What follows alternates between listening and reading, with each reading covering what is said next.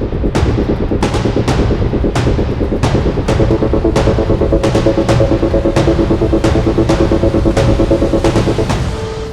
भारतीय राजनीति के इतिहास में एक महत्वपूर्ण दिन है। प्रधानमंत्री नरेंद्र मोदी के नेतृत्व वाली सरकार ने अपने 12 साल पूरे कर लिए हैं। साल 2014 में भारी जनादेश के साथ सत्ता में आई मोदी सरकार ने विकास, सुशासन, डिजिटल क्रांति, राष्ट्रीय सुरक्षा और वैश्विक मंच पर भारत की बढ़ती ताकत को अपनी सबसे बड़ी उपलब्धि बताया है।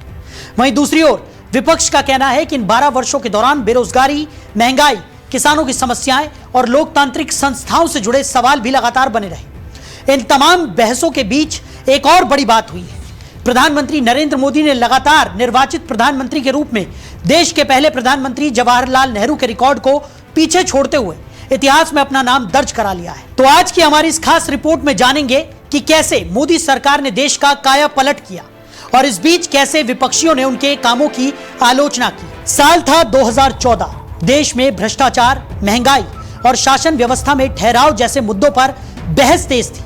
ऐसे माहौल में गुजरात मॉडल और विकास के वादे के साथ नरेंद्र मोदी राष्ट्रीय राजनीति के केंद्र में आए। अच्छे दिन के नारे के साथ भाजपा को पूर्ण बहुमत मिला और 3 दशकों बाद देश में किसी एक पार्टी की स्पष्ट बहुमत वाली सरकार बनी और यहीं से शुरू हुआ मोदी युग। इंफ्रास्ट्रक्चर, नए भारत की नींव। मोदी सरकार ने देश की कमान संभालने के बाद सबसे पहले देश के इंफ्रास्ट्रक्चर पर काम किया। मोदी सरकार की सबसे बड़ी उपलब्धियों में बुनियादी ढांचे का विस्तार गिना जाता है। देश भर में एक्सप्रेसवे का जाल बिछाया गया। Delhi Mumbai expressway, Purvanchal expressway, Ganga expressway जैसे बड़े प्रोजेक्ट्स चर्चाओं का केंद्र बने रहे। वहीं रेलवे में वंदे भारत ट्रेनों ने नई पहचान बनाई। सैकड़ों रेलवे स्टेशनों के नवीनीकरण का काम शुरू हुआ। हवाई यात्रा को आम लोगों तक पहुंचाने के लिए उड़ान योजना लाई गई और छोटे शहरों को हवाई नेटवर्क से जोड़ा गया। इसी के साथ सरकार का दावा है कि आज भारत दुनिया की सबसे तेजी से विकसित होती इंफ्रास्ट्रक्चर अर्थव्यवस्थाओं में शामिल है। डिजिटल इंडिया, मोबाइल से सरकार तक। मोदी सरकार के 12 वर्षों की सबसे बड़ी पहचान डिजिटल परिवर्तन भी रही। जनधन खाते, आधार और मोबाइल को जोड़कर लाभार्थियों तक सीधे पैसे पहुंचाने की व्यवस्था बनाई गई। यूपीआई ने भुगतान व्यवस्था को पूरी तरह बदल दिया। आज चाय वाले से लेकर बड़े कारोबारी तक डिजिटल भुगतान का इस्तेमाल कर रहे हैं। सरकार का दावा है कि डिजिटल इंडिया अभियान ने पारदर्शिता बढ़ाई, भ्रष्टाचार कम किया और सेवाओं को लोगों तक तेजी से पहुंचाया। डिजिटल इंडिया भारत सरकार की एक उच्च अभिलाषी पहल है जिसे 1 जुलाई 2015 को प्रधानमंत्री नरेंद्र मोदी की तरफ से लॉन्च किया गया था। इसका मुख्य उद्देश्य सरकारी सेवाओं तक आसान पहुंच प्रदान करके और डिजिटल बुनियादी ढांचे का विस्तार करके देश को सशक्त डिजिटल समाज और ज्ञान आधारित अर्थव्यवस्था में बदलना। गरीब कल्याण योजनाएं। वहीं सरकार ने गरीबों और वंचित वर्गों के लिए कई योजनाएं भी शुरू की। जनधन योजना के जरिए करोड़ों लोगों को बैंकिंग प्रणाली से जोड़ा गया। उज्ज्वला योजना के तहत महिलाओं को गैस कनेक्शन मिले। प्रधानमंत्री आवास योजना के माध्यम से गरीबों के लिए घर बनाए गए। दूसरी तरफ आयुष्मान भारत योजना के तहत करोड़ों परिवारों को स्वास्थ्य सुरक्षा उपलब्ध कराने का दावा किया गया। कोरोना महामारी के दौरान मुफ्त राशन योजना को सरकार अपनी सबसे बड़ी मानवीय पहल बताती है। सरकार का कहना है कि इन योजनाओं ने गरीबों के जीवन स्तर में सुधार किया है। अर्थव्यवस्था, नई ऊंचाइयां या नई चुनौतियां। मोदी सरकार के समर्थकों का कहना है कि भारत आज दुनिया की प्रमुख अर्थव्यवस्थाओं में शामिल हो चुका है। Make in India, startup India और आत्मनिर्भर भारत अभियान के जरिए उत्पादन और निवेश बढ़ाने का प्रयास किया गया। मोबाइल निर्माण से लेकर रक्षा उत्पादन तक कई क्षेत्रों में आत्मनिर्भरता की दिशा में काम हुआ। लेकिन यहीं पर विपक्ष भी सवाल उठाता है। विपक्ष का आरोप है कि आर्थिक विकास के बावजूद रोजगार सृजन अपेक्षित स्तर पर नहीं हुआ। युवा रोजगार को लेकर चिंतित है। नोटबंदी और जीएसटी को लेकर भी विपक्ष लगातार सरकार को घेरता रहा है। आलोचकों का कहना है कि इन फैसलों का असर छोटे व्यापारियों और असंगठित क्षेत्र पर पड़ा। मोदी सरकार के सबसे चर्चित फैसलों में से एक रही नोटबंदी। सरकार ने इसे काले धन, नकली नोटों और आतंकवाद की फंडिंग पर प्रहार बताया, लेकिन विपक्ष ने इस फैसले की कड़ी आलोचना की।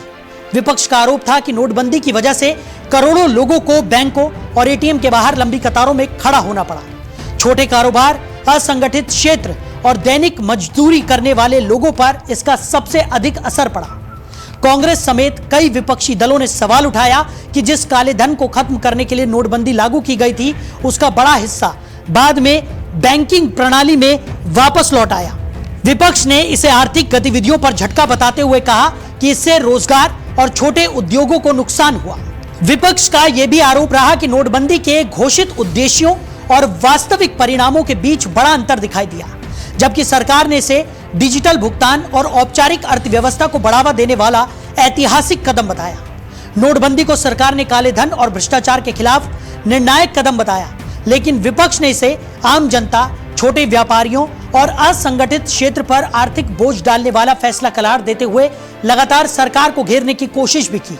राष्ट्रीय सुरक्षा और मजबूत नेतृत्व। दूसरी तरफ राष्ट्रीय सुरक्षा के मुद्दे पर मोदी सरकार ने खुद को एक निर्णायक सरकार के रूप में पेश किया।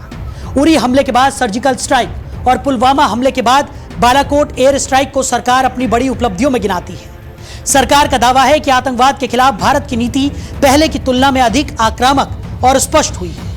रक्षा क्षेत्र में स्वदेशी उत्पादन और आधुनिक सैन्य क्षमता पर भी विशेष जोर दिया गया।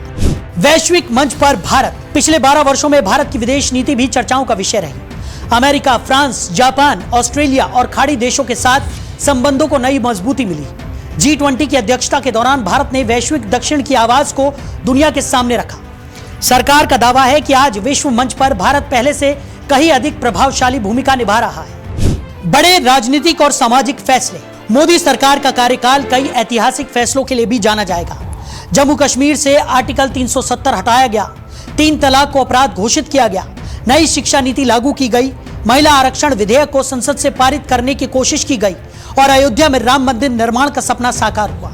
समर्थकों के अनुसार ये फैसले दशकों पुरानी राजनीतिक और सामाजिक बहसों का समाधान थे। विपक्ष ने लगाए आरोप। हालांकि विपक्ष की तस्वीर अलग है। विपक्ष का कहना है कि विकास के साथ साथ लोकतांत्रिक संस्थाओं की मजबूती भी जरूरी है। विपक्ष लगातार आरोप लगाता रहा है कि सरकार के कार्यकाल में राजनीतिक ध्रुवीकरण बढ़ा है। महंगाई, बेरोजगारी, किसानों की आय, पेपर लीक, सामाजिक तनाव और संघीय ढांचे जैसे मुद्दों पर विपक्ष सरकार को घेरता रहा है। कांग्रेस और अन्य विपक्षी दलों का दावा है कि सरकार उपलब्धियों का प्रचार अधिक करती है, जबकि जमीनी चुनौतियों पर अपेक्षित ध्यान नहीं दिया गया।